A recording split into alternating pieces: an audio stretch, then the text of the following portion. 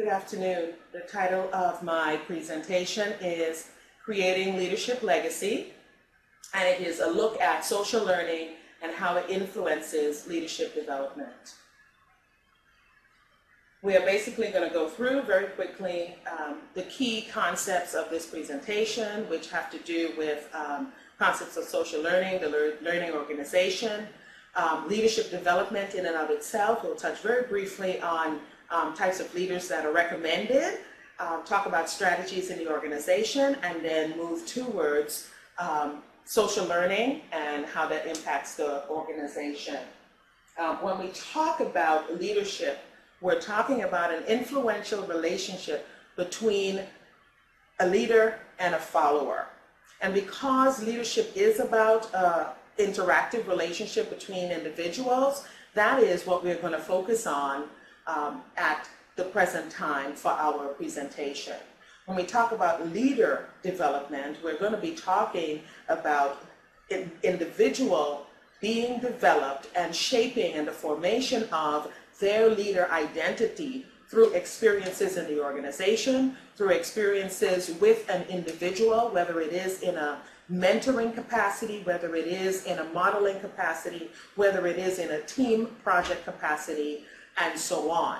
So then when we're talking about leadership development, we're talking about the organizational initiatives that are placed so that the individual can learn and develop their leadership identity. We will talk about leadership legacy, and the focus of leadership legacy is leaving something behind from an individual or from an entity that then the person behind picks up and carries forward. When we talk about developing leadership legacy, we're talking about leaders that have to have a social orientation. They have to be outward looking. So it means that they have to have worked on themselves and be confident enough in themselves to focus and spend time on the development of other individuals without feeling threatened or afraid. In fact, Heibel says that that should be our goal, to develop the leader within us and then develop the leader in others as well. And it's about helping other people to find their specialty, their niche, and then working and developing it. And so that means for leaders sometimes, and this is where the threat aspect comes in, sometimes the trajectory of the people we develop is going to be much greater than ours. And for us to come to terms with that and be okay with that is critical when we're talking about leadership development. Out of all the leadership styles, I've identified two primary leadership styles, but there's no argument in the sense that for many of the other leaderships, like the democratic leadership or the leader-member exchange type of leadership and so on, where we cannot have social learning that goes on. That's understood, as is situational leadership and so on, in terms of the development of an individual. But when we talk about transformational leadership and servant leadership, we're talking about the fact that those leadership styles have at their base, at their foundation, the development of the other individuals or the followers, if you will, to the optimal that is possible. And so two key things from either one of them. One is that development piece that I just spoke about. The other is being a social architect, and that is one of the characteristics of the transformational leader. As social architect, that leader is aware of all of the aspects of the environment, the systems of the organization, the processes of the organization, the customers of the organization, the internal and external environment that plays a part. And so they work with that as a social architect to create an environment that is supportive of leadership development. And then for the servant leader, I am talking about their leadership ethic that focuses on foresight. And foresight is the ability to look at past patterns and trends, whether they be good or whether they be bad, and to make sure that they are used in envisioning what the future of that organization should look like. There are several leader-follower characteristics that are listed there, but there are a couple that I would just draw your attention to. And the first is to be able as leaders to have personal mastery and to be able to operate in that creative tension, as Sengi discusses it. It is the tension that is between the place where we know we need to be and the things that are keeping us from being there. So as leader and follower, both individuals have to be forward-looking and futuristic, but they also have to be individuals who are interested in working in that creative tension area, because that's also the area of personal growth that is going to occur.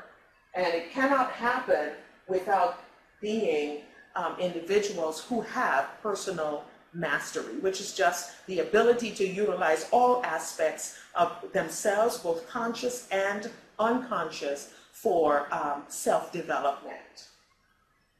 The argument with leadership development is whether leadership can be taught or whether it is innate.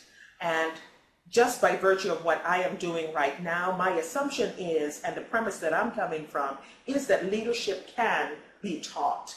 Otherwise, we wouldn't be talking about leadership development. And so it satisfies that myth that exists that we can't train leaders to be leaders. I believe that leaders can be trained if the environment and the support systems are appropriate. Why the learning organization? Simply because they are systems oriented, they are collaborative, they have fluid mind and mental models, which means that they are interactive and they allow them to shift and change as is needed based on the environment and or the problem that they have identified. And because of that, the openness to change and the willingness to learn and the flexibility to be able to move in the direction that the external environment demands is why I believe the learning organization is the place where leadership development for shaping leader identity is going to be something that is crucial. So because of the interactive, influential relationship that exists, social learning is the model that I have chosen to link both leader and the high potential follower that is going to move into this leader development experience. Social learning is the place that I believe is going to be most important. It has to do with modeling. It has to do with the individual being open to learn from that other individual, which is your leader model. Social learning then has three segments to it. The attentional processes, where the individual who is modeling is showing all the decision making, the actions, the feelings, the questions, and so on. And the person who is learning is identifying the priorities, the things that need to be learned, how they're going to learn it, looking at how that leader deals with it. The retentional processes are the codes that we set up in our minds, the visual pictures that we create to help us remember and to reinforce that which we have learned in terms of the priorities and the decisions and so on. And then the third stage is the motoric reproduction, and the motoric reproduction is the place where we get to practice all that we have learned. When we talk about the social learning cycle, is to make sure that step number 1, attention, step number 2, retention, and step number 3, motoric, occur in sequence. And for many individuals in the organization, we can have breakdowns at any aspect and part of this cycle.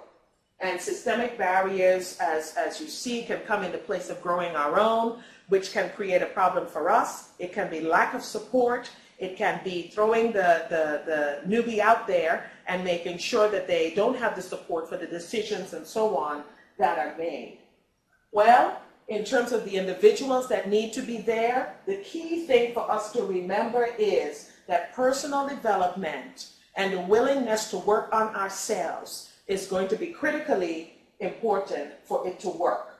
And so, in conclusion, what I would say to you is, if a leader wants to leave leadership legacy, they have to be confident and willing enough to train individuals. They have to be happy at the trajectory of that person, even if it is greater than theirs. They have to create the support system around them, and then be a bridge for them so that they can get the practice in terms of motoric reproduction, and then anchor that change in the organization so that it can be sustained going forward.